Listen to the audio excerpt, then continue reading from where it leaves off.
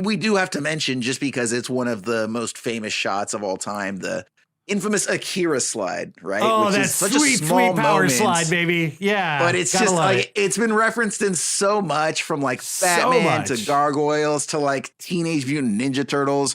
You can find, a 3-minute video right here on YouTube, just going into like all of the different Simpsons Akira slides that have appeared over the course of the last 20, 30 years, however long it's been. So yeah, it's that and the Tetsuo baby monster at the end, where you get, South Park or Rick and Morty has done it a couple times now. Turning our son into an Akira? He turned himself into Akira. This has been a well parodied or imitated film over the years.